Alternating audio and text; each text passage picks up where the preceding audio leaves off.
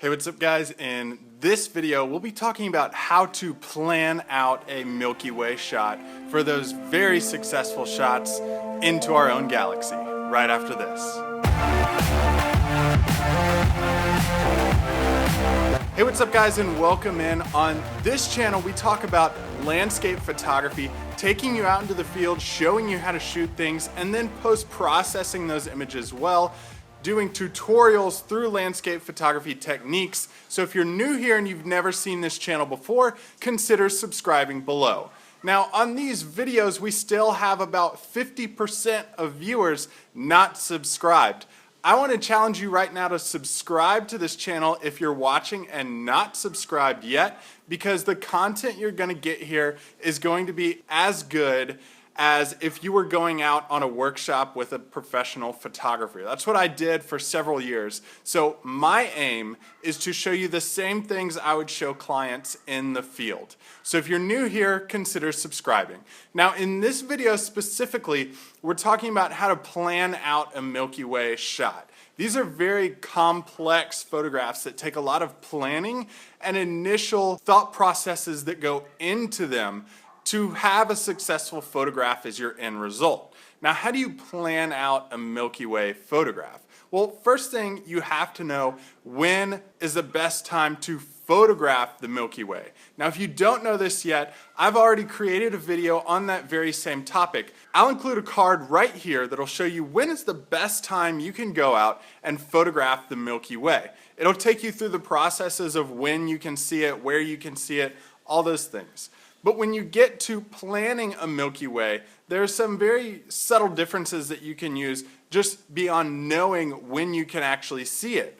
So we're going to get into how to plan those photographs. And the first step you're going to want to take is in PhotoPills. PhotoPills is the most powerful photography app for landscape photographers that I've ever seen, ever used, ever experienced. I've even talked to the creators of the app and been blown away by the progress that they've made over the lifetime of the app itself. PhotoPills is so powerful, I use it almost every single time I go shoot to know exactly where things are going to be and when.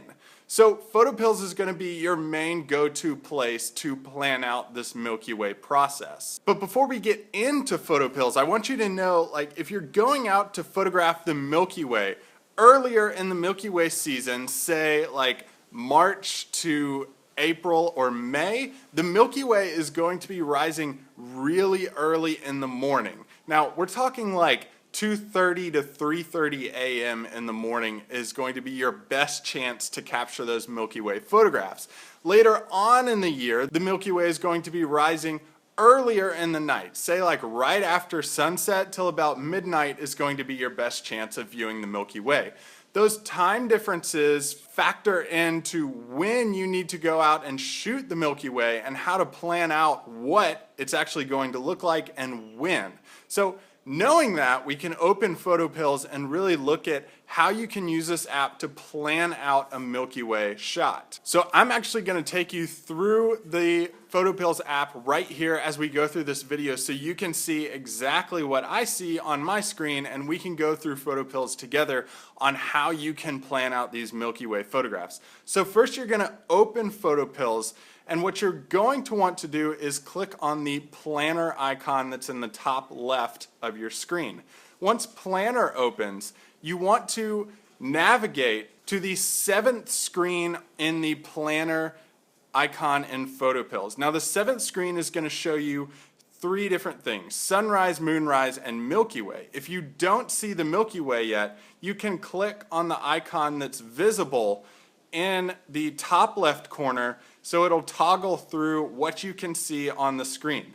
So when you might get there, it might just show you sun and moonrise, and if you just click on that icon, it'll show you the Milky Way. The Milky Way will come up as little dots going across in a circle, in a circular pattern, and will change as you slide your finger along the bottom bar, which is the timeline in PhotoPills.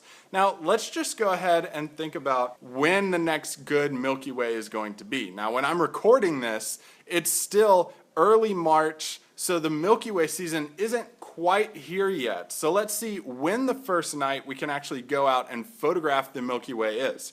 So I'm going to scroll over one screen to the right, and it's going to show me the galactic center icon and how good the galactic center is going to be. Now you know how good the galactic center is going to be by the amount of blue bars that are next to the image of the Milky Way on the top bar of your screen. That photograph is also going to tell you what the Milky Way is going to be angled at when it's in the sky at any given time that you're showing on your screen. So if you want to know the next best time to photograph the galactic center, just click on the picture of the Milky Way and it'll update as to when is the next time you can actually go out and shoot the Milky Way and have the best chance of photographing the galactic center. So for this, it's March 17th, 2018, and we can just scroll through. Since I'm starting at like 8:30 at night, it's not going to be visible. Again, earlier in the Milky Way season, you're not going to be able to see it earlier in the night. You have to wait till those really early hours of the next morning to be able to see the Milky Way rise. So March 17th is going to be one of those days where you have to wait till really early in the morning. Just scroll your thumb across that timeline, and as you scroll, you'll see the Milky Way adjust. Now, you'll also see larger dots appear on the horizon. The circles are actually the horizon lines that you can see, and it'll tell you how high in the sky it's going to be. So closer to the edges, when those circles get closer together, is going to be very close to the horizon line. So we're just going to scroll our thumb, and you'll see those larger dots appear closer to the horizon line. And what those larger dots are the galactic center itself, the biggest one being the galactic core of our Milky Way. So I'm at 3:39 a.m. now, and I have peak levels of Milky Way viewing possible wherever I am in the world. I'm set to where I live in Gracia, Haiti right now, but I can just scroll my thumb and see when the best time is going to be to shoot this Milky Way. Now, also on the timeline, you're going to see two paths, and those paths are the sun and moon levels in the sky. So you can see that the sun and the moon at probably the peak time that you can shoot this Milky Way, 4:24 a.m. on March 18th, the sun and the moon are both below the horizon. That middle line on your timeline is the horizon line. So the sun and the moon are both below that. So you're going to have like no light in the sky. Milky Way is going to be booming. You're going to see that galactic core. It's going to be an epic photograph that you can shoot. Now, if you want to learn more about PhotoPills and what they have to offer, I'll go ahead and link their website below in the video description. But this gives you a really good idea on how to actually plan out a Milky Way shot using PhotoPills. This is how I plan out every single Milky Way shot that I've taken in the past, and how I'll continue to do it this Milky Way season as we gear up for those long nights. Now, the next thing you're going to do is know what the weather is going to be like. So the closer you get to the Milky Way shot that you want to take, say March 18th, like we're taking for this plan, the closer we get to that night, we can know what the weather might be like based on weather apps. Now, the best weather app that I've used shows you percentages of cloud cover, percentages of rain in a graph format that allows you to see, okay, it's not just 20% cloud cover chance, it's going to be 20% at this hour, 40% at this hour, 0% at this hour, and I'll show you that. The app's called Storm, and I'll link that below too with the PhotoPills app link, and I'll link those below so you can download those at your discretion. But let's go ahead and get in the Storm app so I can show you exactly how you can plan this out. So let's take just today, let's see what the weather is going to be. So I can click on the hourly chart for wherever I am, and you look up where you are in the top navigation bar. You can search all different kinds of cities, but I'm going to keep it on where I am right now, and I can look at what the weather might be by clicking the chart icon instead of the list icon. So I can see on the middle graph here, precipitation and cloud cover chances are very low. It's going to be very clear across the board today and tonight. So all I have to do is click my finger down, and I can drag this graph across, and it'll show me exactly what the percentage of the sky will be covered in clouds during any night or during any day, and it's a great option for me to be able to plan out my photography shoots. So this not only can be used for Milky Way shots, but it can also be used during the day if you're trying to navigate a good sunrise or sunset option for you to shoot.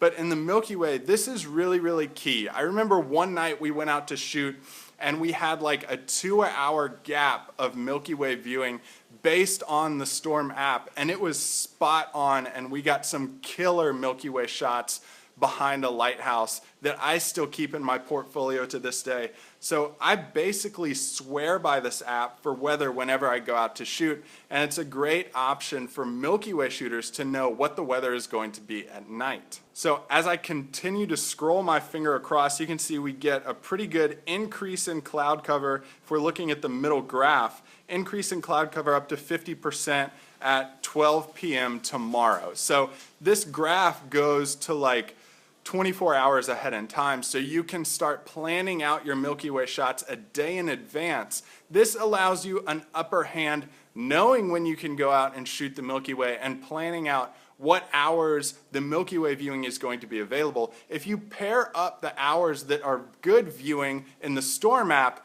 with good viewing in the PhotoPills app, you have double the chance to see a great Milky Way shot. These are great planning tools for you to have successful Milky Way photographs. Okay, but you don't only need to know like these apps. You need to know the locations that you're going to shoot in. Are you going to have a good chance to see the Milky Way? Is there going to be a mountain in the way? Is there going to be a tree in the way? This is why you need to go out and scout locations beforehand, like the afternoon before you go out and shoot the Milky Way. You know, for example, I went out to shoot the Milky Way with one of my good photography buddies, Kevin Jordan, and we went out to scout the location of Mobius Arch in Alabama Hills the afternoon before we went out to shoot, because we had already planned out what time the Milky Way was going to be available, what the weather was going to be like, and then we actually went out and looked and saw with our own eyes in the daytime what our compositions could be of that exact same Milky Way. I even took the drone out and shot around Mobius Arch to see what the best vantage point might be, because we were on the ground. I wanted to get a good aerial shot of that location. You can also use Google Earth for this. Google Earth is a really good option if you're like going out to shoot and you don't have the option of going out to scout the afternoon before. Google Earth will help you plan out these locations really well because they have great satellite imagery on their sites as well as elevations that you can see, and all you have to do is like scroll around and see what the location is going to look like based on where the Milky Way is going to be in the sky. Now, PhotoPills can also help you out in this if you use their night augmented reality tool that they have in the planning app. So I'm going to show you that right now. All you have to do is open your PhotoPills up, go back to the planner that we were in. So I'm still at the same location and time that we were using, 4:32 a.m. on March 18th. And all you need to do is click on the icon at the bottom of your screen called Night AR. That's Night Augmented Reality. If you click on that, you'll get a validation heading that comes up. And all you have to do is take your phone screen and it'll show you, based on the direction that you're facing, where the Milky Way is going to be in the sky. So you're actually seeing my screen right now, what I'm seeing, and what the direction of the Milky Way is going to be on March 18th at 4:32 a.m. I can take this out in the field with me and point it at whatever composition I see and know exactly where the Milky Way is going to be in the sky, so I can start planning out these successful Milky Way shots, planning out my compositions ahead of time, and knowing exactly when and where to photograph the Milky Way. All right, guys, so use these tools when you're going out to shoot the Milky Way. Planning is a huge part of landscape photography. Knowing where things are going to be, knowing what time they're going to be there, and knowing when the best opportunity to go out and shoot is a huge game changer for landscape photographers when they start to use these processes of planning out their shots. Using PhotoPills, using weather apps like Storm, These are great options. Now, again, both of those are linked below. If you haven't seen that video on when the best time to shoot the Milky Way is, go ahead and click on that. I've included the link below in the video description as well. So go ahead and watch that video and learn when during the year you can photograph the Milky Way and where based on your location. If you liked this video and you found it really useful, go ahead and click the subscribe button below, hit the like button, or go ahead and comment where the next location you're planning on shooting in the Milky Way is. We'd love to hear those because we all like discovering new locations around us where we can have the best chances of photographing great images.